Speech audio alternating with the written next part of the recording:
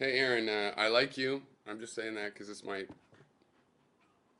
seem blunt because you're just wrong. But I have a similar idea. I don't believe in.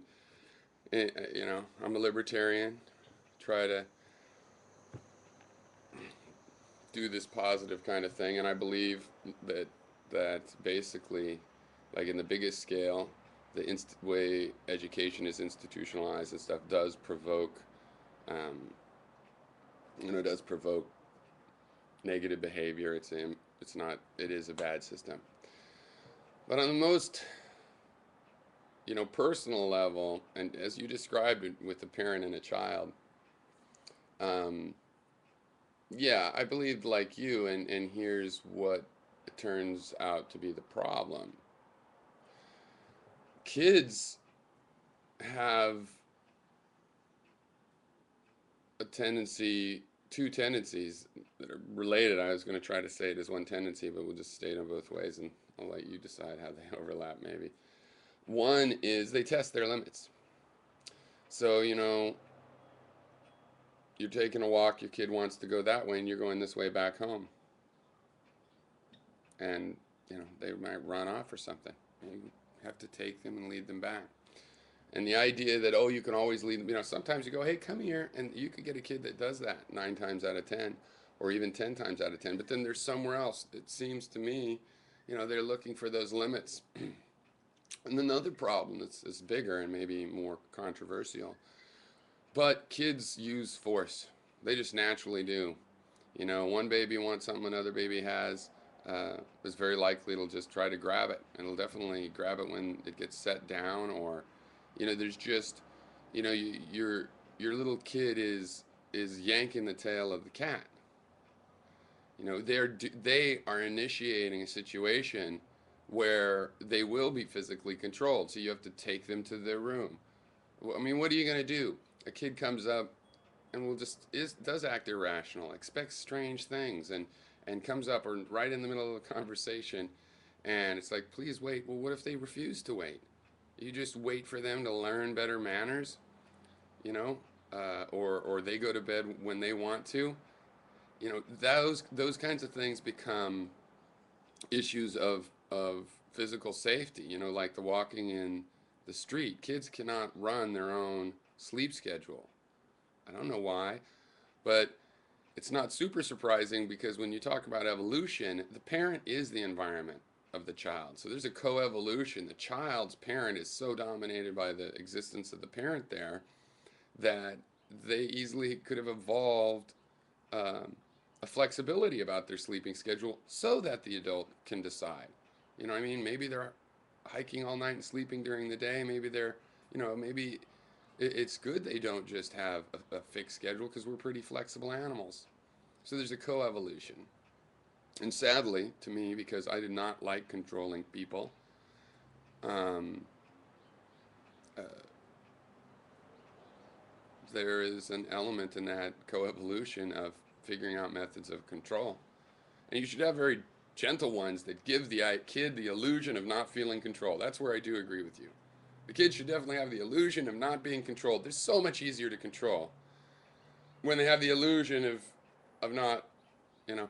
So you got to put up limits, and then because you want them to be intelligent explorers and creatives, they'll go over those limits. You need echelons of limits where they, by the time they figure out all those limits were artificial, I don't really like the sound of that, but yeah, I think how to raise kids is it is the biggest unsolved quandary, in the sense that we have so much information about it, and yet, bad, jerks raise great kids sometimes, great people raise jerks sometimes, jerks raise jerks, great people raise great people, and great people turn out to be, are they great or not? We all are, is there such a thing as a great person? We can't really map out exactly how it works in a way that gets like rules you could really really rely on. Now definitely it's better to be nurturing. It's better i I have, I'm not, I don't question that the basic proof of children is as much nurturing, and has to be exploration and this kind of thing. But what was news to me, and I think will be news to you, is just how much constraint is required, because you are their environment, and are you're like a vaccine, wherein nature nature will tell them don't walk off cliffs by crushing them at the bottom of the cliff the first time they do it. You are supposed to put a limit there that isn't deadly, but you train them so by the time the real limits are there, they know how to react to them. So I think a good parent is doing something almost an impossible art form, which is maybe why it's so difficult to get it down to a surefire science. You just have to do it like you do a one-time work of art, and you see what you can get. Because on the one hand, the parent is a proxy for nature, right? But on the other hand, you're not supposed to, hurt the kid. Instead of him falling off, he gets hurt a little less, and using you're not supposed to be nature and victimize through, being preyed upon and all this stuff that goes on in nature. So you need to be a proxy for natural forces, and yet you need to create a nurturing environment that's positive. In other words, if you just, nature is sort of, it could be positive, it could be negative. It's sort of, you have to just go see. You want to make something guaranteed to be positive. So you can't just act like nature, and yet you do have to act like the forces of nature, and put the limits on, well, if you act this way, this thing will happen.